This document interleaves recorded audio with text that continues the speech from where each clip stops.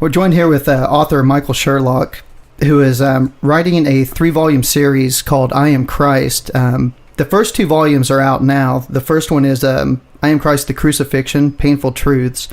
And then recently released is I Am Christ, the Resurrection, the Awakening.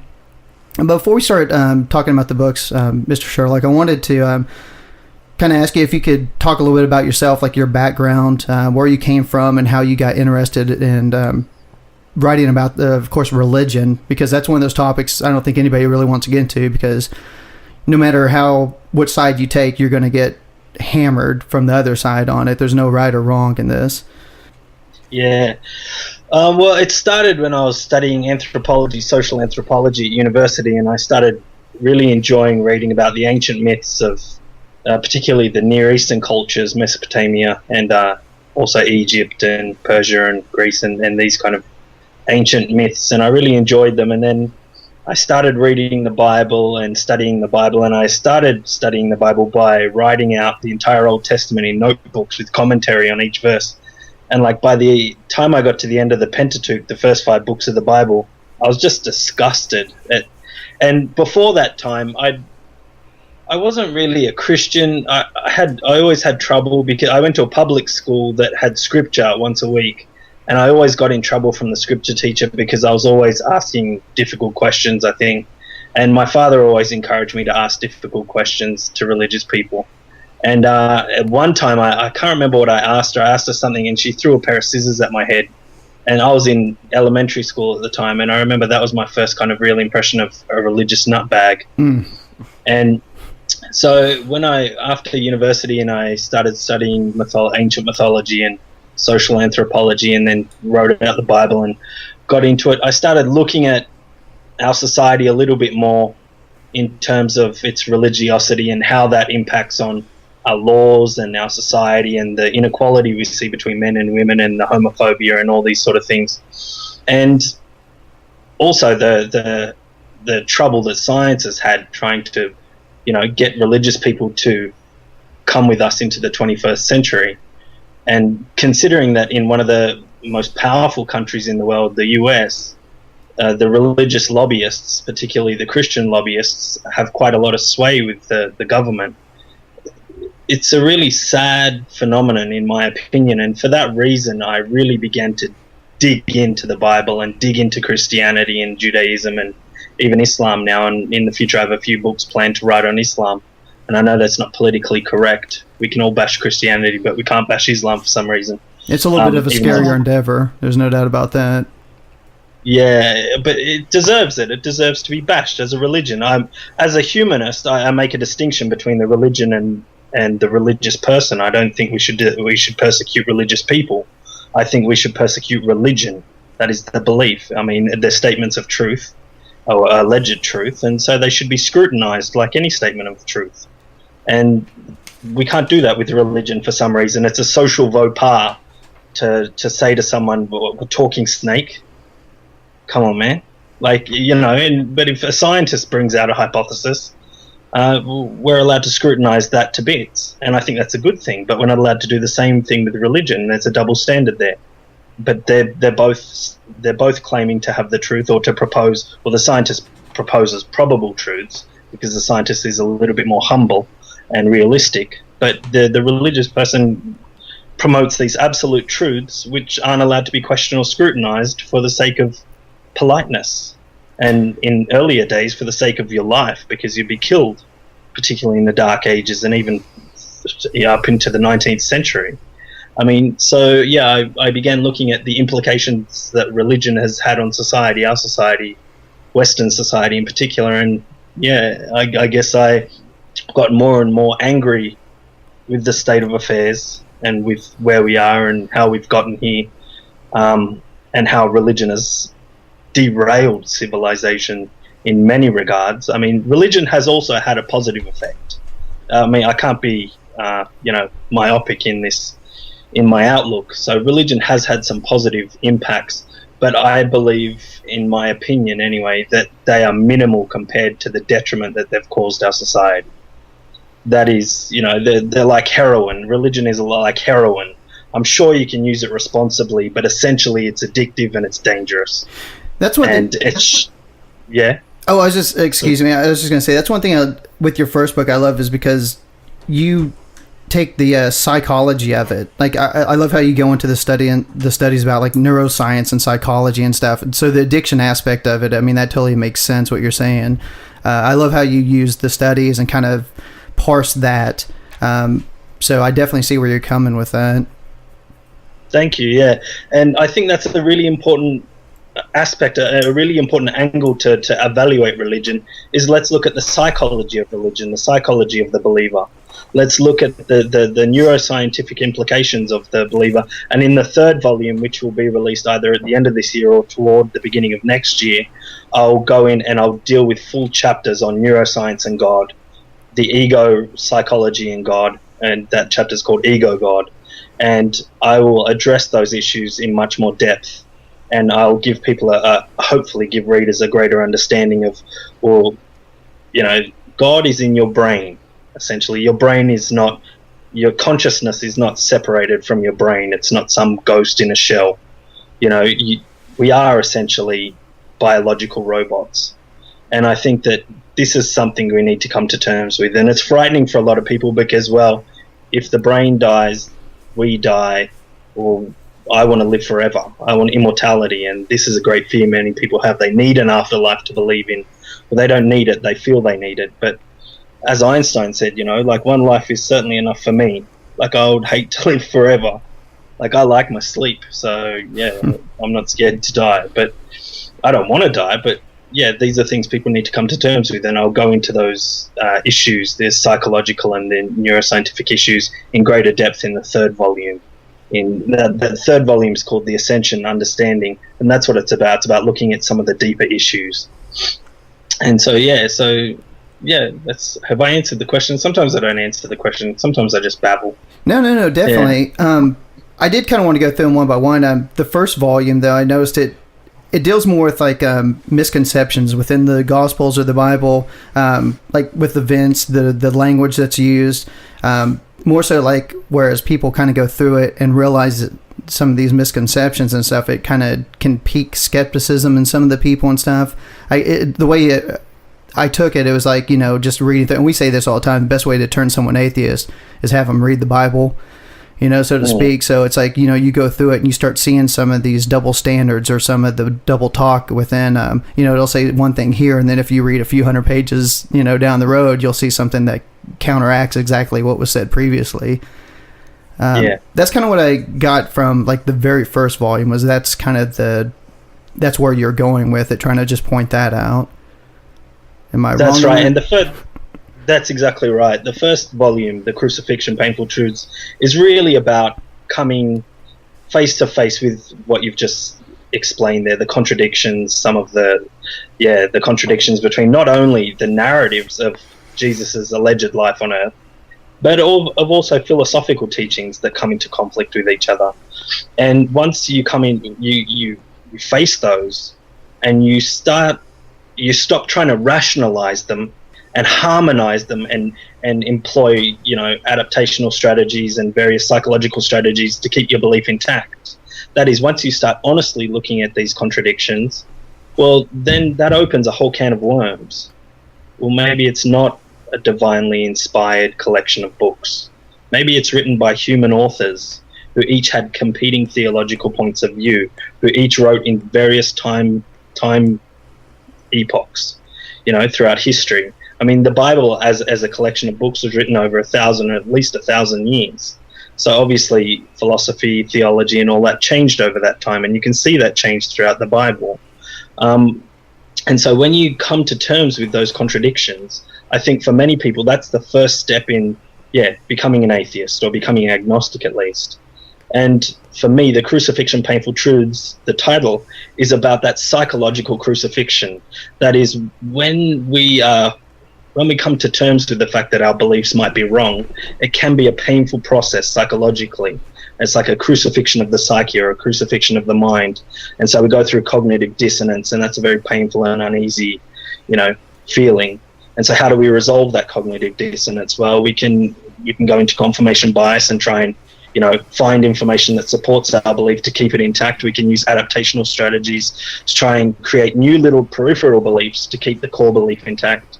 Or we can just be honest and brave and courageous and say, you know what, I think my belief was wrong and I'm ready to grow past it now. And that's what the Crucifixion Painful Truths is all about for the Christian reader. But it's still light. So for example, in that first volume, you'll see little catchwords that have shocked some of my atheist friends. I'll refer to Darwinism. I'll talk about scientific dogma. I won't bring up the question of the existence of God. This is the first step. I want them to be able to read things where, for example, when I'm talking about scientific dogma, that comes just before the discussion on confirmation bias. So to the theist reader, particularly the Christian reader, they're reading all this negative stuff about their religion, and bang, they read a catchword they love. Scientific dogma. Yeah, that's so true, scientific dogma. I don't believe that scientific dogma exists, or we wouldn't have various different approaches to the theory of evolution within mainstream science. If scientific dogma existed, those varying fields of evolutionary theory would not exist. They could not exist if there was dogma. So I don't think there is. But what I wanted to do is put in a little catchword for them where they say, yes, I agree with that, but no, I don't agree with that. And then the next thing they're reading about confirmation and disconfirmation bias. And hang on a minute, am I committing confirmation bias by agreeing with this little phrase or this little sentence on scientific dogma? Yes, I am. And this is little things I wanted to put in the Crucifixion Painful Truths. Then in the second volume, I start bringing up the question, well, God might not exist. And it's a little bit more agnostic and it's a little bit more soft. And in the third volume, God does not exist. It's more than likely God does not exist. And this is the 3-step stage that I wanted to take the books through and the reader through as well. So yeah, that's pretty much the theory from the Christian point of view mainly. It deals with Christianity. Yeah, I saw something. I know that I think I either read it or heard you say something I listened to where you were talking about you don't like to be called an atheist because you don't really go by labels. You don't like being stuck with a label. Mm-hmm. But I mean, just from the books, I mean, it really does seem like you have that atheistic point of view on everything. Or is this something you came to, like when you said back in the day when you were rewriting the Old Testament and going back and making your notations and stuff, which, by the way, that blows my mind that you rewrote the whole Old Testament by hand. I really wanted to learn it, and I have a terrible memory. So I had a teacher who once always used to tell me, if you can't remember something, write it down.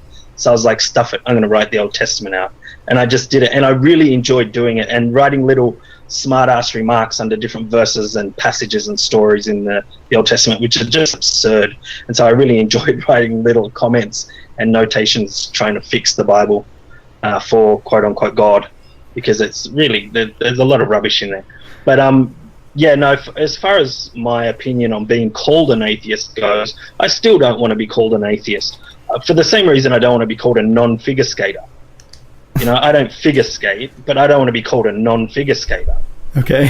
Figure skating's not the standard norm that everyone should be, and anything contrary to that should be called a non-figure skater, for the same reason that theism shouldn't be the norm.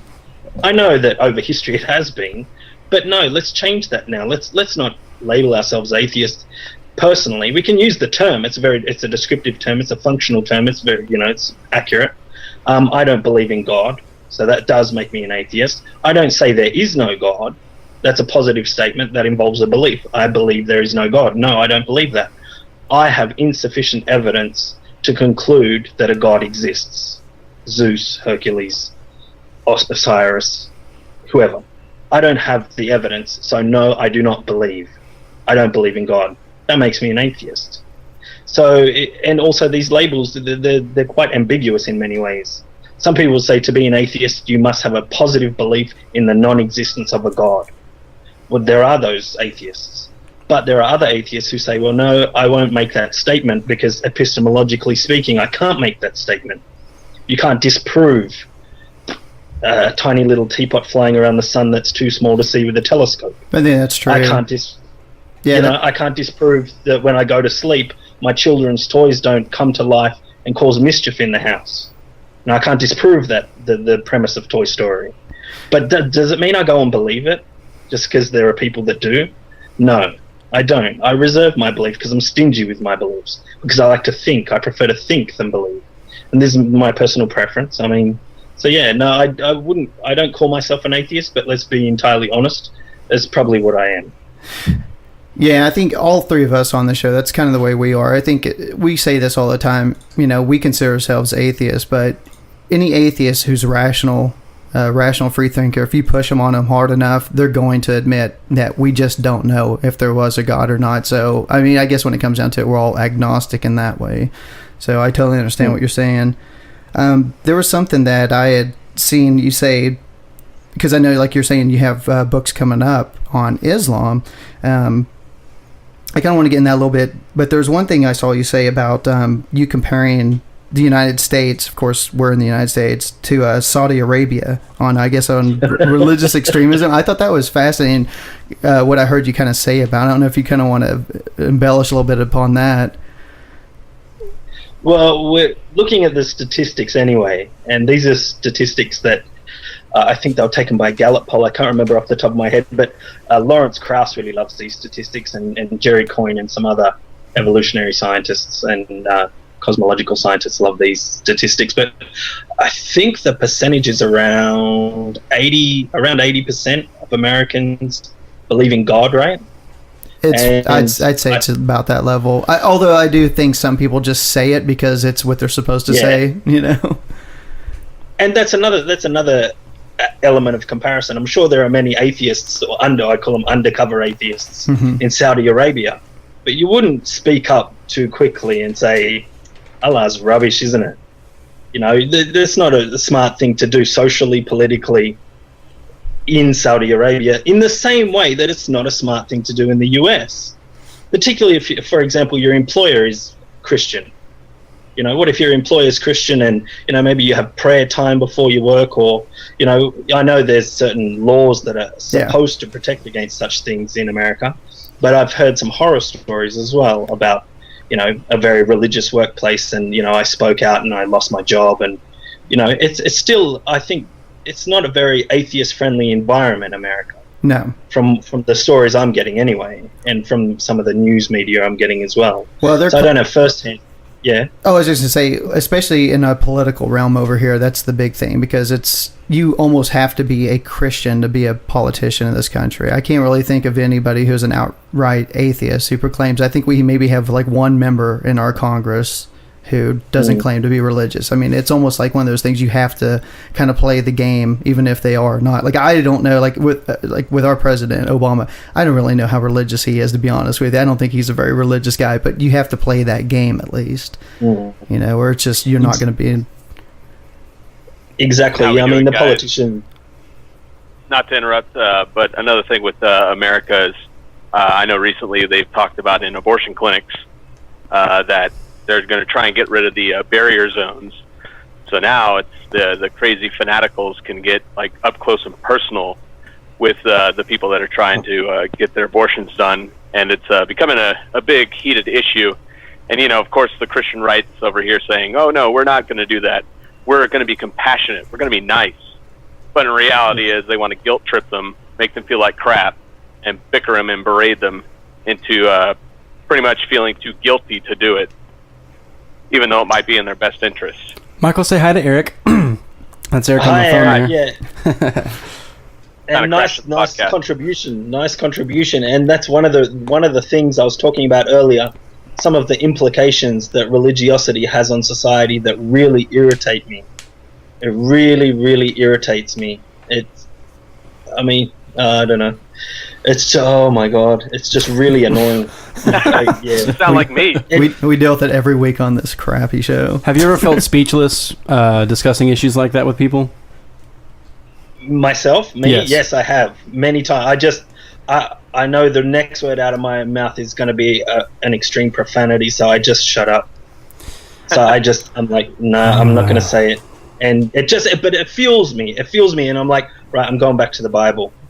I'm going back to the textual commentaries on the Bible. I'm going to dig this thing apart. I'm going to go back to the histories, to the best historians we have. I'm going to tear this thing apart.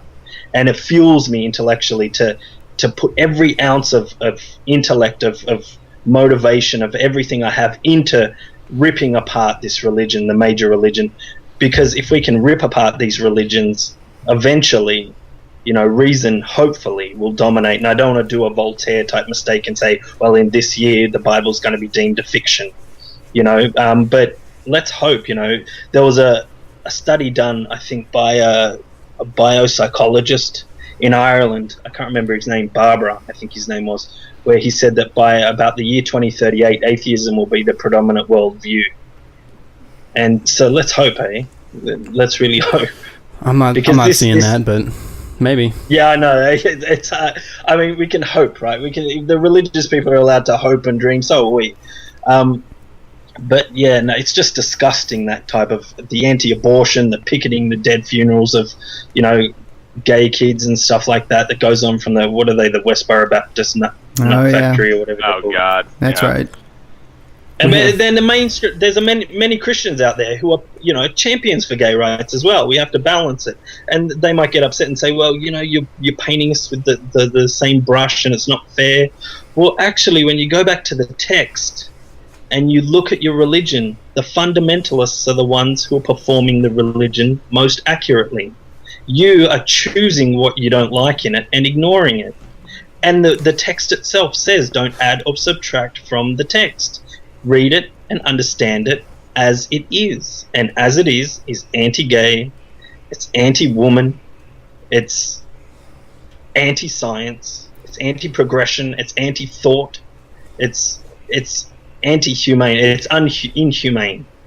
The text is inhumane. So those fundamentalists who are the most inhumane are the ones who are the most dedicated and loyal to their religions, and they're reading it correctly. They're reading their texts and performing their religions correctly. And that tells me that religion is inhumane, these religions in particular. Well, it's like you said, you went through the Old Testament and rewrote it, so that's one of those things we bring up with religious people. You bring up aspects like that with the gay and stuff, and most of the really harsh rhetoric is in the Old Testament, and they always are like, that's Old Testament, like it doesn't count. I always love that. Yeah. That's one of our things on the show. It's like, Old Testament doesn't really count. Well, the next time they do that, you just say, okay, what about Matthew 5:17? Jesus said every single word of the prophets, not one jot or tittle, and jot and tittle is a small Hebrew characters. So what he's saying is even the tiniest letter of the Old Testament applies. And in 5:19 he goes on to say that if you teach anyone to not obey even the smallest of little laws that are in the Old Testament, you won't be going to heaven.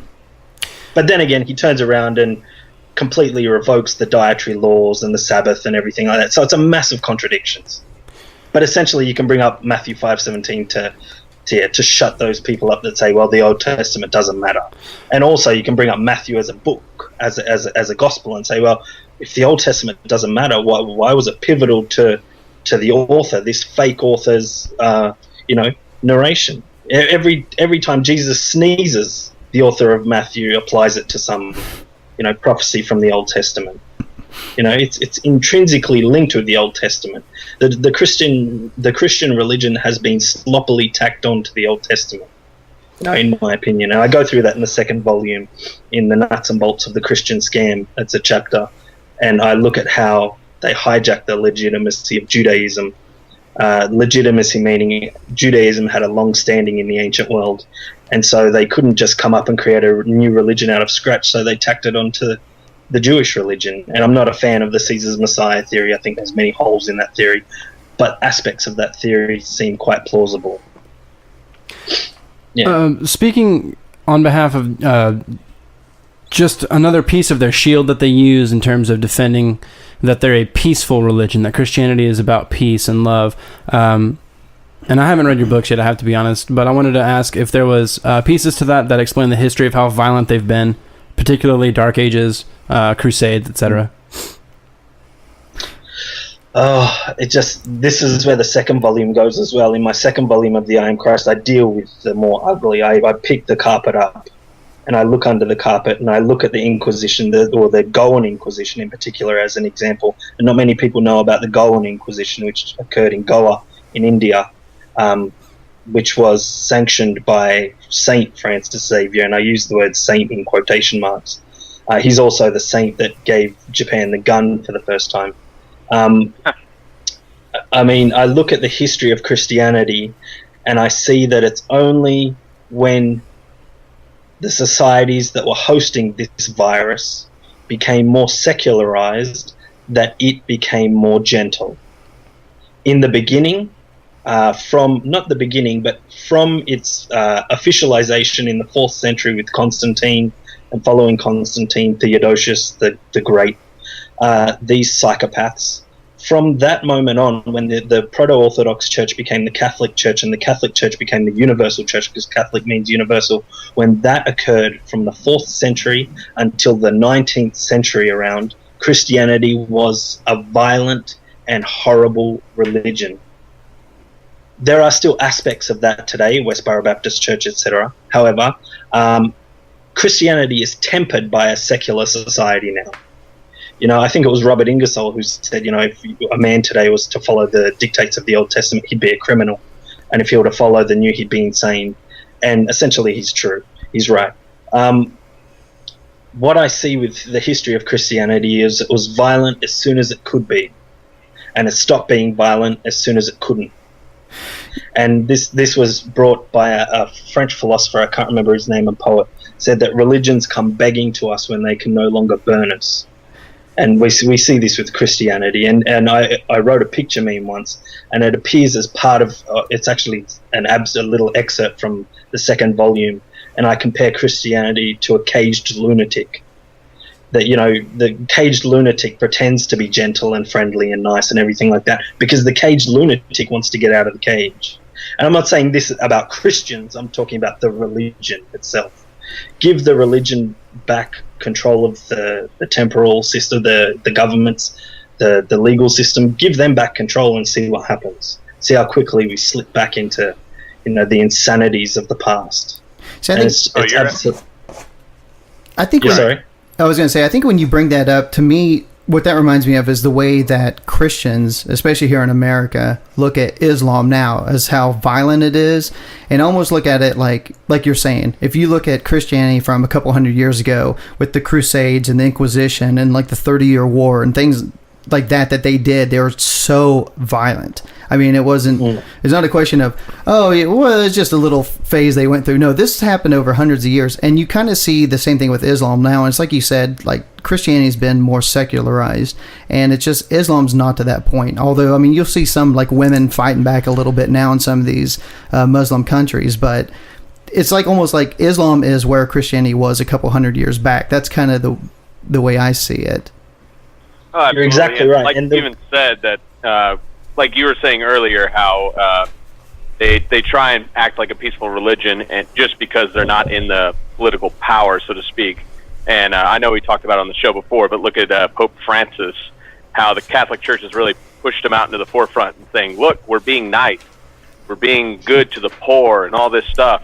Meanwhile, they're still raking in the dough, they're still sitting on golden thrones. And it's just a ruse, it seems like to me, to kind of like appease the masses and trying to act like they're more peaceful than they actually are, and disregarding their past and the things that they've done. It's PR, isn't it? Atheists can go to heaven. The Bible doesn't say that. Well, atheists. That tickled me so much. I was like, oh, he didn't say that. No, he didn't. I mean, that's just desperation.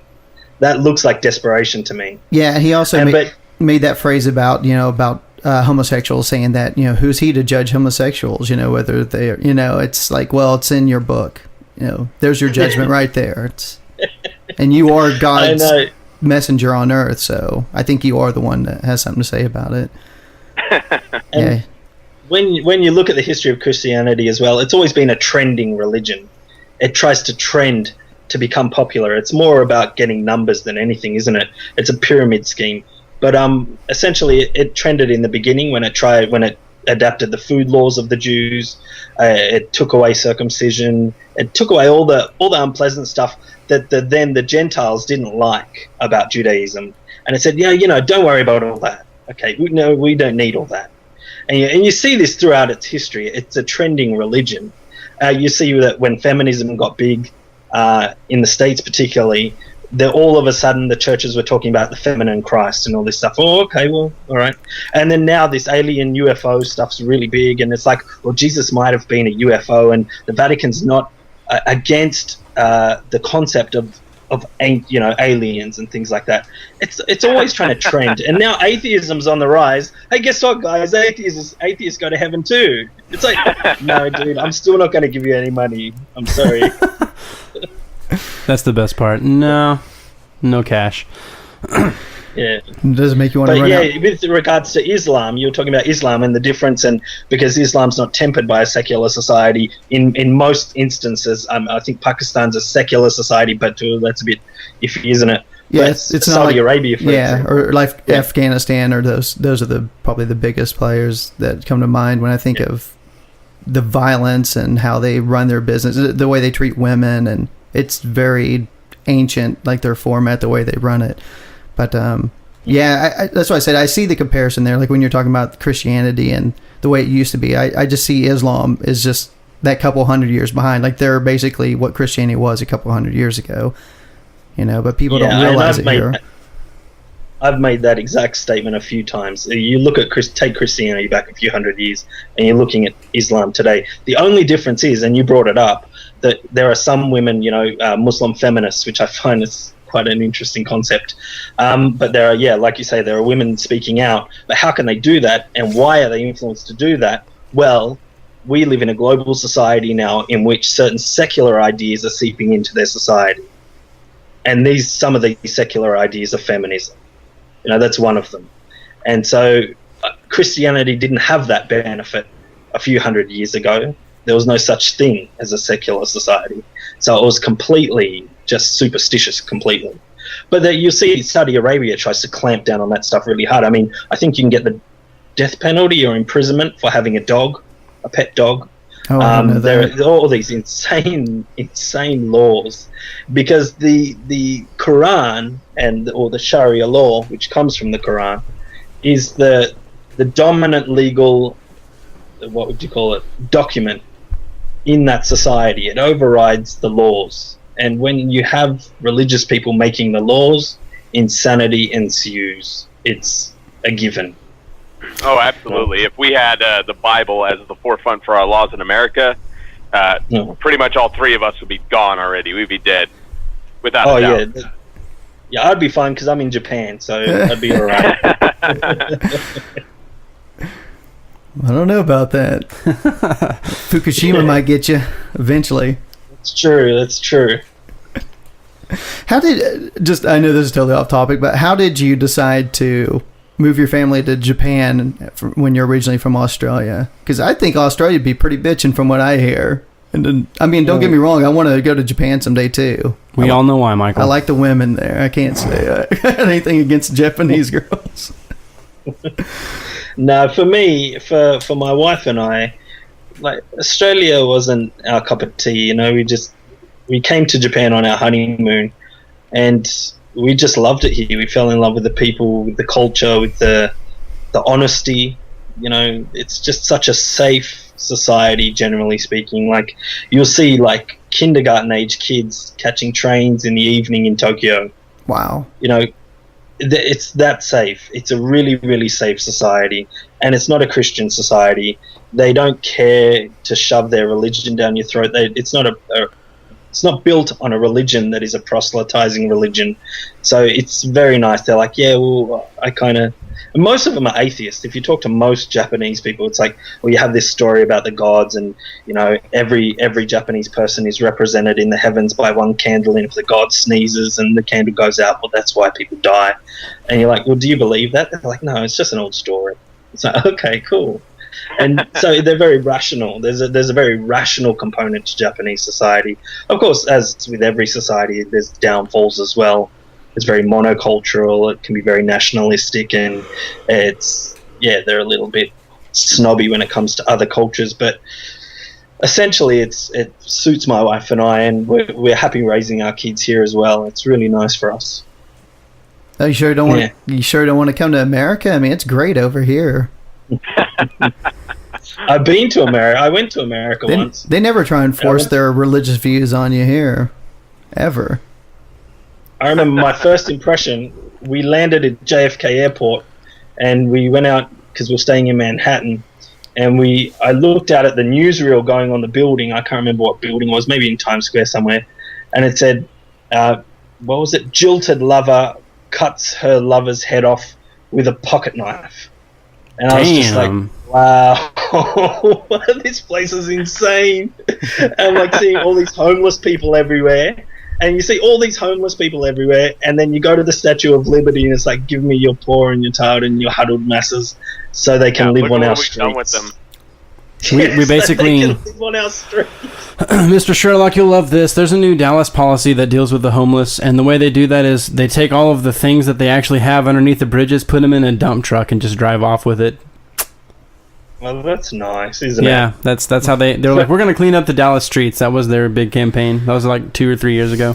Well, that's the great thing about living in a nation that claims to be a Christian nation by the politicians that run it, is because we really take care of our people. I mean, everybody's got health care over here, and they all have a warm bed to sleep in at night and food to eat, because we take care of our people. It's good Christian, good Christian values. It's what they don't need to follow. They don't need to follow Christianity because they're Christians. Yeah.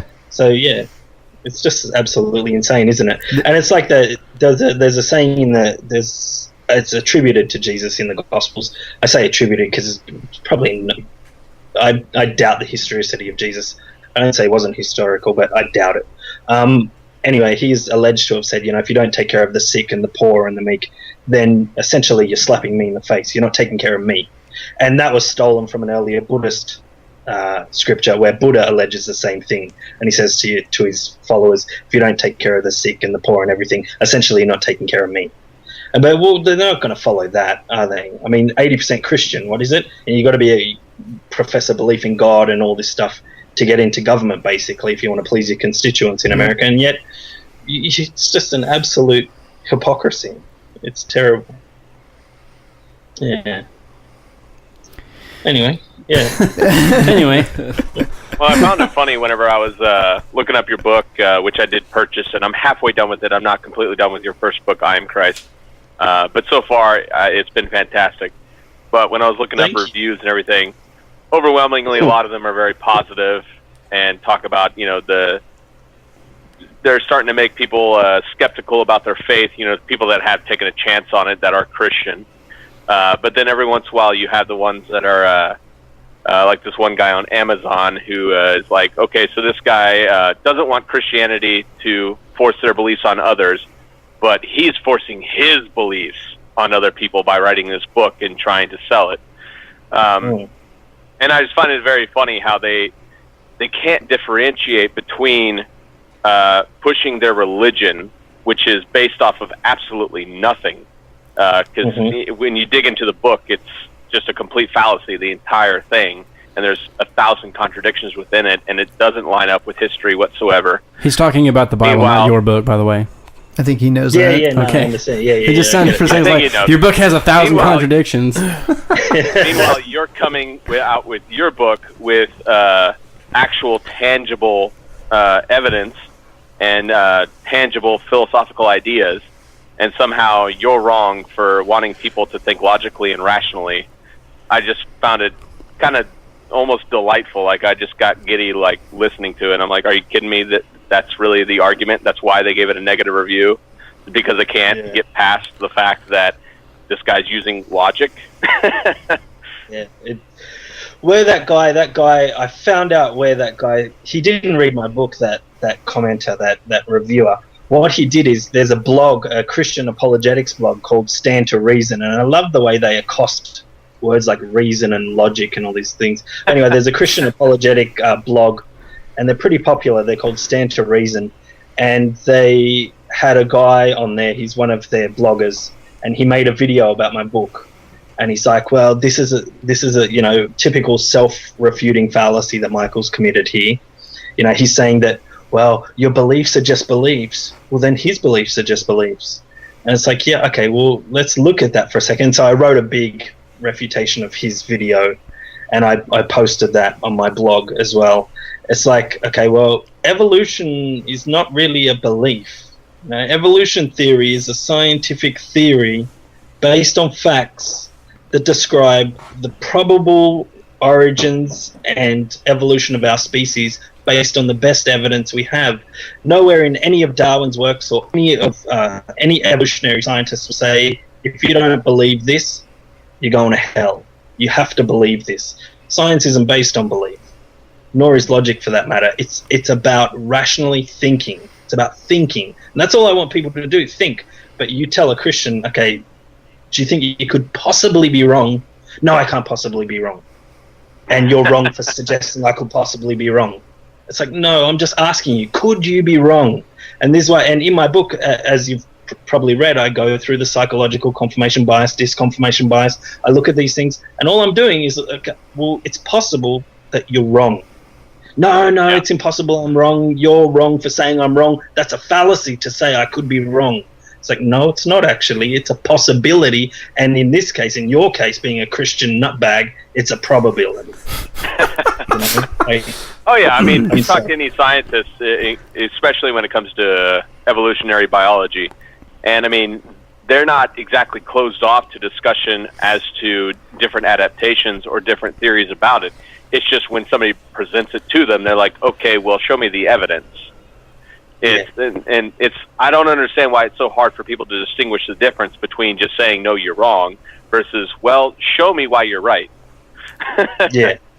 Yeah, exactly. And it's a self-defense mechanism, isn't it? Really, when you look at it psychologically, what's the motivation for the reviewer writing that review of my book? What's the motivation for this blog putting up this refutation of my book? I think it's great that these are up, by the way. I think it's great. It's awesome. But let's look at the motivations. The motivation is they have a belief that they're trying to protect. Let's be honest. Where is that belief located in the psychology? It's located in the ego. What does the ego have? Well, according to many psychologists, the ego has defense mechanisms.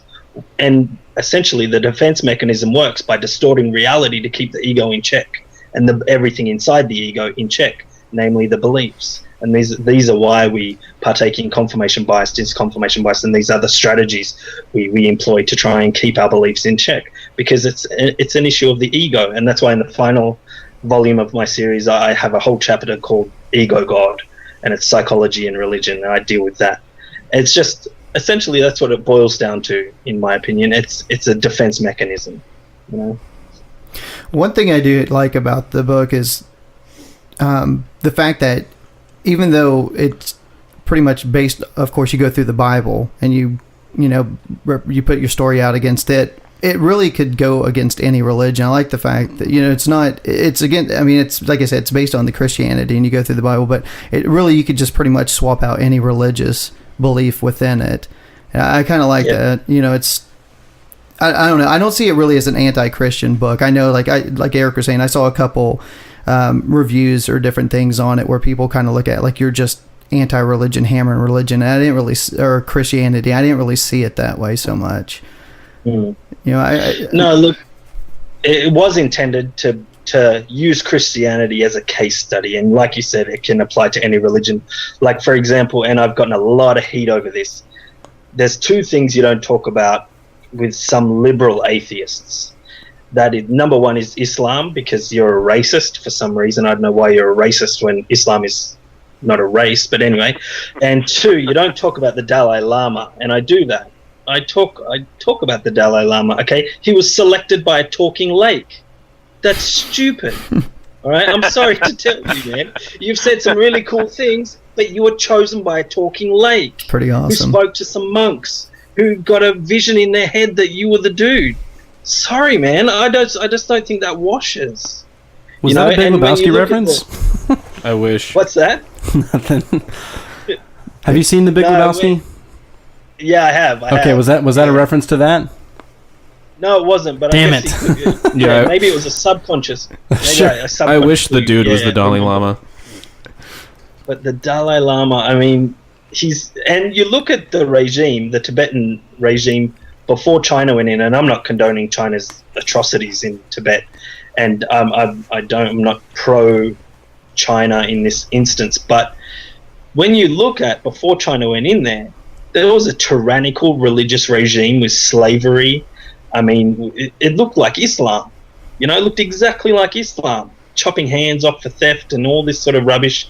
And, essentially women were treated worse than men.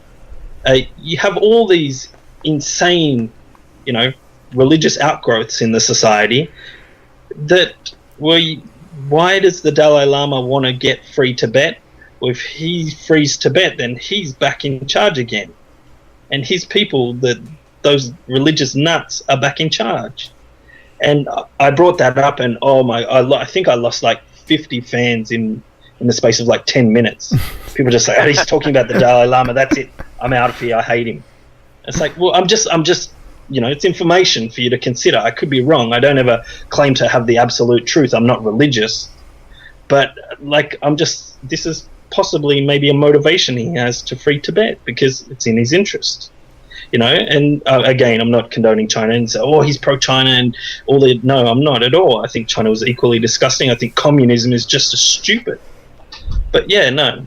So, yeah, I get a lot of heat because I guess I attack everyone. I think my bigotry is evenly spread across the moldy bread of religion. Well, that's good because we got Boggs here and his definitely isn't. Mr. Sherlock, I don't know if Eric or Boggs, you guys have any more questions because we've held Mr. Sherlock for tons of time. First, I want to say people aren't going to know this because we're going to edit the shit out of it, but we got a late start on this, so he was very kind to wait for us because we had some technical issues, and it wasn't Boggs this time. It was not me this time. I don't know. Eric, do you have anything else that you want to ask Mr. Sherlock before we let him go? No, I'm just glad that I was able to get on for a little bit and have a decent conversation. So I appreciate it. I'm glad you were too, sir. Mr. Sherlock, if you want to go ahead and plug, we, of course, the volume series, the I Am Christ, you can find them on Amazon and Barnes & Noble, author Michael Sherlock. Is there anything else you want to plug, any social media that you have out there that you'd like to direct people towards? No, actually, I have a new book coming out in March, which I might want to plug, I guess. Yeah, definitely. It's going to be...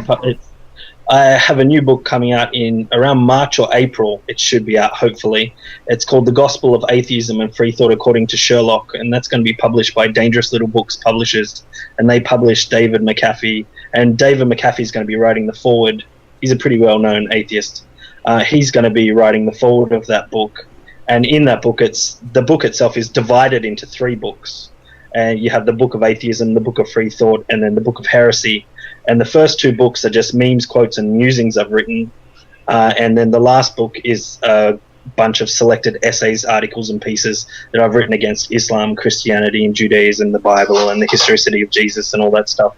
And so, yeah, so I guess I'd plug that new atheist gospel that I've written. Fantastic. And, definitely whenever those come out, I've really enjoyed having you on. You definitely seem to know your stuff, and like I said, just from what I've been able to read of your material so far, and I know Eric said the same thing, I think it's great. But of course I'm a heathen, so it's right up my alley, so might not be for most people, but definitely, whenever that comes out, we'd love to have you back on, and we wouldn't make you wait for a half hour like we did this time, I promise. No, shit happens, man. Don't worry about it. No, and I really appreciated you having me on as well. It was really nice. Maybe if also you could plug my Twitter, that would be awesome. I think I'm Sherlock Michael. Okay. Sherlock Michael. Yeah, my name's Sherlock Michael, and we'll definitely and we'll be throwing this up on our social media as well, putting it out there. So definitely will. Oh, awesome. That's appreciated, man. All right. Well, again, thank you very much, sir. Yep. Thank you very much, Mr. Thank you very much.